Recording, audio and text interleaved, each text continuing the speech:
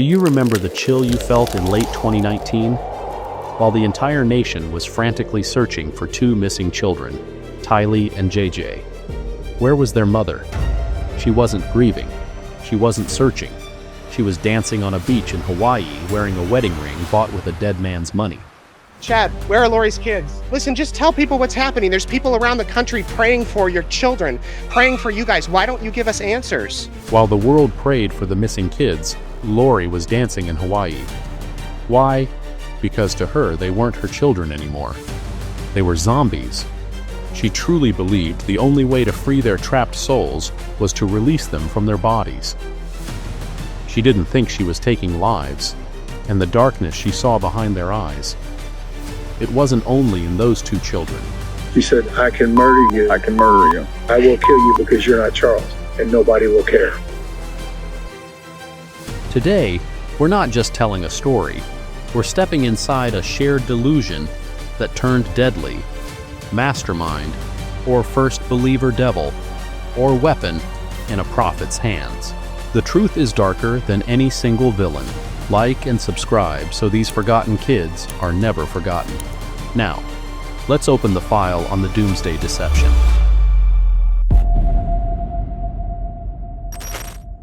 The story of Lori Vallow and Chad Daybell is unlike anything in modern criminal history. Usually when we talk about cults, we think of a charismatic leader in a compound with hundreds of followers. But this was a cult of two, a micro-cult. It began with two people who were seemingly ordinary. Chad Daybell was an author, a former gravedigger, and a father living a quiet life in rural Idaho. Lori Vallow was a former beauty queen, a mother of three, living in the sunny suburbs of Arizona. On the surface, they were devout, religious, and respectable. But beneath that calm surface, a dangerous chemical reaction was building. When these two came together, their delusions didn't just match. They fed each other, growing louder, darker, unstoppable. In their twisted reality, ending a life wasn't wrong. It was a sacred mission. Betrayal became destiny, and children became acceptable sacrifices in their war against dark spirits. To understand how a teenager's remains ended up hidden in a backyard fire pit, we have to go inside the twisted beliefs, the idea of zombies, the talk of portals, and the mindset of a mother who could hug her little boy, tell him she loved him, then calmly hand him over to someone she believed had to free him. Every cult needs a prophet. In this story, that man was Chad Daybell. Chad was a man who always wanted to be special. He worked for years as a gravedigger, a job that forces you to confront mortality every single day. Perhaps it was there, surrounded by death, that his fascination with the other side began. He became an author, founding the Spring Creek Book Company. He wrote fiction, but to him it wasn't fiction. It was prophecy. He claimed to have had near-death experiences that peeled back the veil of reality. I've recently released my autobiography entitled Living on the Edge of Heaven, where I tell more about my two near-death experiences and how that prompted me to write my novels. Chad told his followers that he had a special gift. He could see the future. He could see spirits. But most dangerously, he claimed he could see the light, or dark, in a person's soul. This is a classic tool of manipulation. By claiming exclusive knowledge, I can see things you can't, Chad elevated himself above questioning. He believed he was chosen to lead the 144,000, a biblical number referring to the righteous who would be saved at the second coming. But a leader needs a partner. A king needs a queen. And in 2018, at a Preparing a People conference, he found her. Lori Vallow was a woman searching for meaning. She had been through 4 marriages. Her life was a roller coaster of emotional highs and lows. Friends described her as the fun mom, the one who was always smiling, always energetic. But behind that smile was a deep, gnawing need for significance. When she met Chad, he didn't just flirt with her, he worshipped her. Lori, from what I understand, said that she has been on 21 planets, and Chad has been on 31. Imagine the pull of that fantasy. You're no longer just a stressed-out mom juggling bills and custody fights. Suddenly, Chad whispers that you're an eternal being, that you two were married across countless past lives, that you're a goddess sent to fight in the final battle. For someone hungry for greatness, those words were pure poison. Sweet poison she couldn't stop drinking. They started talking every single day, hiding behind burner phones so their spouses wouldn't find out. But there was one more piece to this deadly triangle: Lori's brother, Alex Cox. Alex lived for Lori. He was her shadow, her shield, whatever she needed. Years earlier, he had already attacked one of her ex-husbands with a stun gun. Now, armed with Chad's teachings and a supposed divine calling, Alex was ready to cross the final line. The tragedy starts with Charles Vallow, Lori's fourth husband. A good man, a successful businessman, the one who had lovingly adopted little JJ, Lori's grandnephew with autism. Charles adored Lori, but in early 2019, he watched the woman he married slowly disappear, replaced by someone cold, distant, almost unrecognizable. Lori began telling Charles he had turned dark. Then it got worse. She looked him in the eye and said his real spirit was already gone. He was no longer Charles. This is where the zombie belief, the twisted heart of this entire case, takes over. Chad and Lori taught that a person could lose their soul while the body kept walking. A dark entity would move in wearing the person like a mask.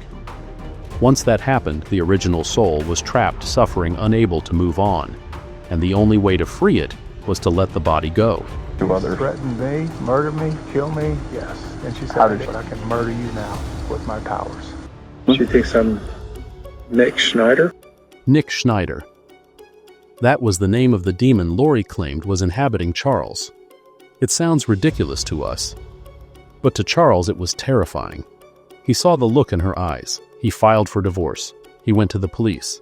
He pleaded with them to give her a mental health evaluation. But Lori was a master of disguise. When the police came, she smiled. She batted her eyelashes. She sounded rational. The police left, leaving Charles alone with the person he truly believed would harm him. On July 11, 2019, in Chandler, Arizona, the trap was sprung. Lori, Alex, and the kids were at the house. Charles came to pick up JJ for school. According to Alex, they got into an argument. Alex claimed Charles attacked him with a baseball bat. To 911. I shot my brother-in-law. Okay, what part of his body is injured? In the chest. Okay, is he awake and responsive or unconscious? Unconscious. My name is Alex. Last name is Cox. I turned around and he hit me in the back of the head with a bat. So I went to my room and got my gun. Alex called 911, but he didn't call immediately. Forensic evidence and timelines suggest a gap of nearly 43 minutes between the shooting and the call. 43 minutes. What happened in those 43 minutes? We know what Lori did. She didn't try to stop the bleeding. She didn't hold her husband's hand. She took his phone. She started texting his sons, pretending to be him, telling them everything was fine. Then she took JJ to Burger King and Walgreens. This behavior is inconsistent with shock. It is consistent with a calculated plan. By taking JJ away, she removed the only witness. By taking the phone, she controlled the narrative. And by waiting almost 30 minutes to call 911, Alex made sure Charles had no chance of surviving until help arrived. It was a carefully staged scene made to look like self-defense. Because the police initially believed the self-defense story, Lori walked free. The demon was gone. But there was a problem. Just weeks earlier, Charles had secretly changed his life insurance beneficiary from Lori to his sister, Kay Woodcock. Lori wasn't getting the $1 million she had counted on. Furious and now desperate for money, she decided it was time to leave Arizona. Her destination, Rexburg, Idaho, the home of Chad Daybell. September 2019. The leaves were turning in Idaho. The air was getting crisp. Lori moved Tylee, 16 years old, and JJ, 7 years old, into a townhouse complex. Alex Cox rented a unit in the same complex. They were tightening the circle. Tylee Ryan was a sharp, protective older sister. She loved JJ. But to Chad and Lori, Tylee was a problem. She was smart enough to question them. She was dark. On September 8, 2019, the family took a trip to Yellowstone National Park. We have photos from that day. Tylee is smiling, holding JJ. It's a beautiful, normal family moment. But look closely at the context. Alex Cox is there. That was the last time Tylee Ryan was seen alive. That night, GPS data from Alex Cox's phone tells a horrific story. At 2:42 a.m., Alex's phone leaves the apartment complex. It travels to Chad Daybell's property in Salem, Idaho. It stays there for hours. The next morning, September 9th, Chad Daybell sent a text message to his wife Tammy. At the time, it seemed like a mundane domestic update. In hindsight, it is a confession. Well, I've had an interesting morning. I felt I should burn all of the branch piles by the fire pit before everything got soaked from the coming storms. While I was out there, I noticed a big raccoon moving along the fence line. I quickly went inside and grabbed what I needed, and he was still there. I got close enough that one try took care of it completely. He's now resting peacefully in our little pet cemetery. Fun times. Let's break this down. Fun times. Chad Daybell was a man who wrote about angels and Jesus. Yet here he is texting his wife about shooting a raccoon and burning debris on a Monday morning. Why the detail? Why mention the fire pit? Why mention the cemetery? He was building an alibi. He knew the ground would be disturbed. He knew there might be a smell. He was planting the explanation in Tammy's mind before she even got home. It was just a raccoon. But it wasn't a raccoon, it was Tylee. Later, forensic anthropologists would discover that Tylee's remains had been destroyed and scattered. Some parts were burned in the fire pit on Chad's property. Whatever didn't completely burn was placed inside a green plastic bucket that had melted in the heat, then buried in the pet cemetery. The extreme measures taken against this 16-year-old girl reveal a terrifying level of personal hatred. In their eyes, she was no longer just a child, she had become a zombie, a level dark being. She was the enemy who had to be eliminated. One child was gone. One remained. JJ Vallow was 7 years old. He had autism. He needed routine love and patience. Instead, he got a mother who was telling people he had turned into a zombie. In mid-September, Lori's friend Melanie Gibb visited them in Rexburg. This visit is crucial evidence. Lori told Melanie that JJ had been possessed. She pointed out his behaviors, scratching, climbing, getting angry, and said, "See, that's the demon, that's not JJ." And she was trying to create uncertainty in me about what I saw his behavior. Like, what do you call that? Like a doubt. A doubt. And I was looking at him and I thought, well, I don't know, he kind of looks like JJ to me, you know. Melanie Gibb saw JJ. She held him. To her, he was just a little boy acting out. But to Lori, his fate was sealed. On the night of September 22nd, Alex Cox was at the apartment again. Late that night, his GPS pinged. Once again, it traveled to Chad Daybell's property. But this time, he didn't go to the fire pit. He went to a spot near the pond under a large tree. He stayed there for less than an hour. The next morning, JJ was gone. Lori didn't report him missing. She didn't call the police. Instead, the very next day, she called JJ's school and told them she was withdrawing him to homeschool him. And then, she went about her life. Think about the psychology required here. Your 2 children are buried in your boyfriend's backyard, one burned, one wrapped in plastic, and you are going shopping. You are going to the temple. You are holding hands with your new prophet. This is the definition of a sociopathic disconnect. With the children removed, Lori and Chad needed 2 things: money and marriage. On October 2nd, 2019, Brandon Boudreaux, the ex-husband of Lori's niece Melanie, was returning home in Gilbert, Arizona. As he turned the corner, someone in a Jeep Wrangler parked on the curb suddenly opened fire in his direction. The bullet missed his head by inches, shattering the window. Brandon recognized the Jeep. It was Tylee's Jeep. Why Brandon? Because he had a large life insurance policy. Lori and her group were desperate for funds to support their $144,000 gathering. Brandon was just another dark spirit standing in the way of the mission. When that attempt failed, they turned their attention to the final obstacle, Tammy Daybell. Tammy was Chad's wife of nearly 30 years. She was the breadwinner, the one who kept the family grounded. On October 9th, a masked man approached her in her driveway and pointed what appeared to be a firearm at her. It malfunctioned and didn't fire. Tammy, innocent and trusting, thought it was just someone playing a prank with a paintball gun. She even posted about it on Facebook, laughing it off. We now know the masked man was almost certainly Alex Cox, but they didn't give up. Just 10 days later, on October 19th, Tammy went to bed after a long day. She never woke up. Chad told the family she had a coughing fit and passed away in her sleep. He declined an autopsy.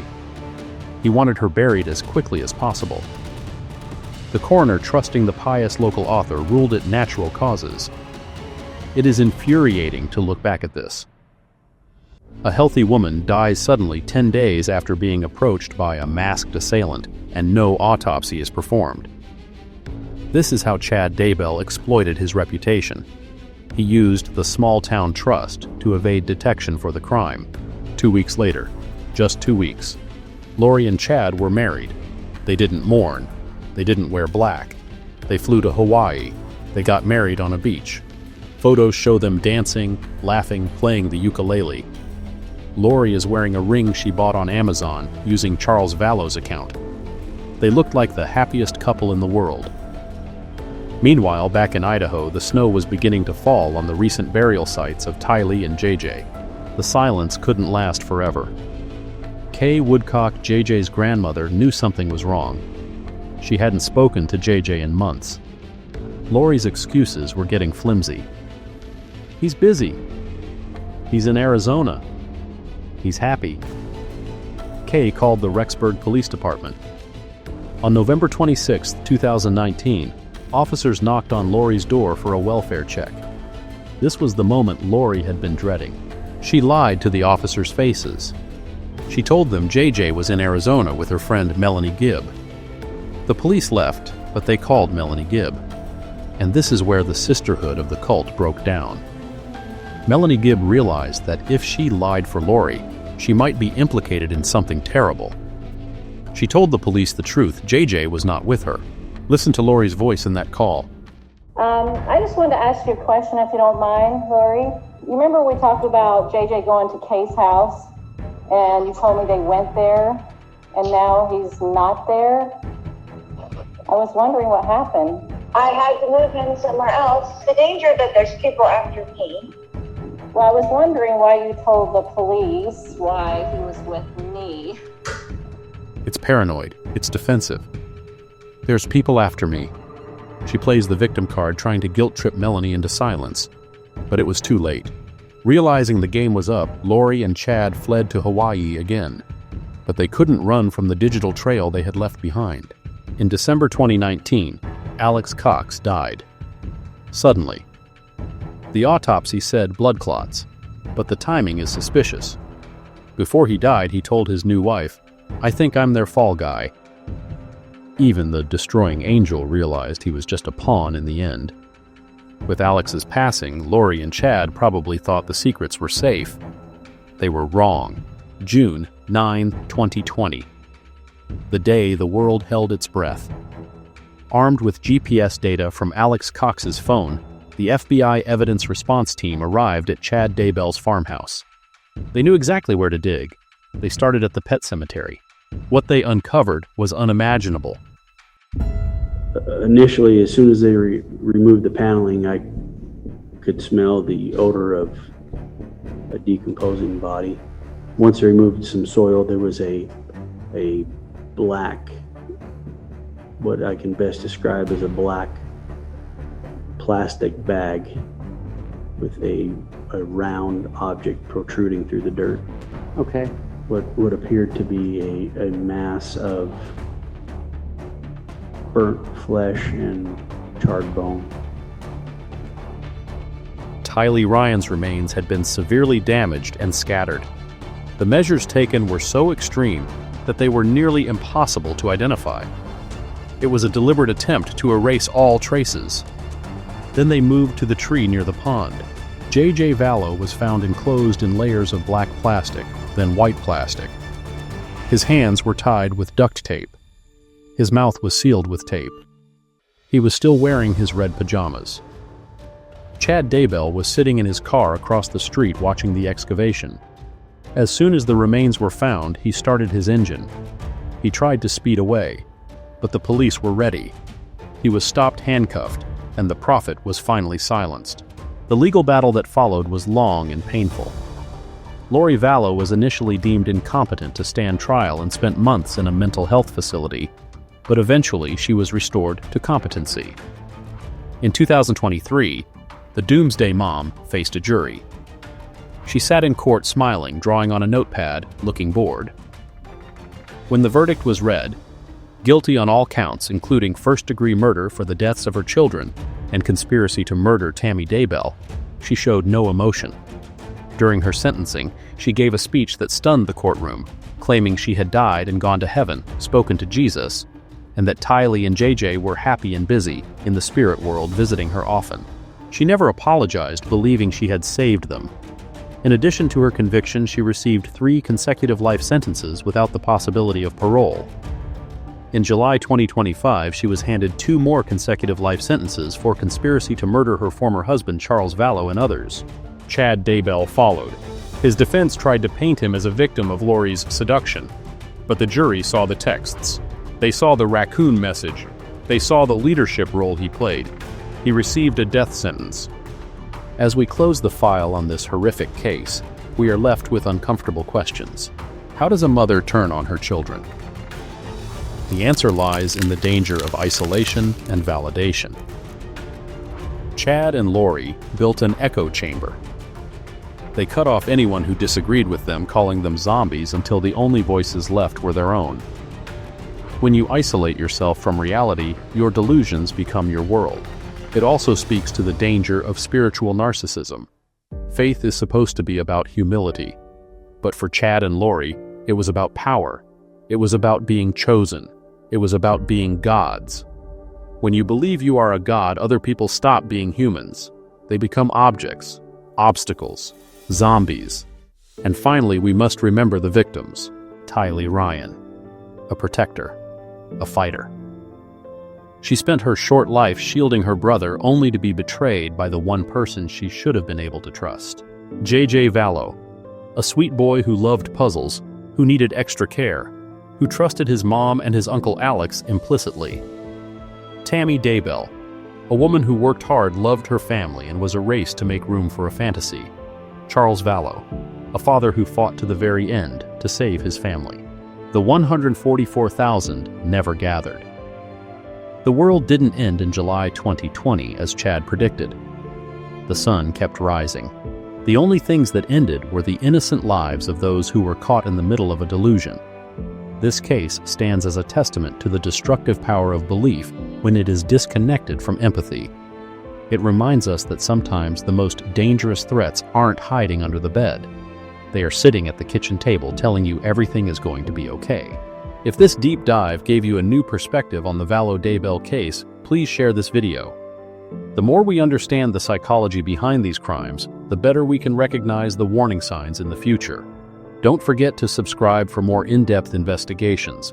Stay vigilant, stay safe, and we'll see you in the next video.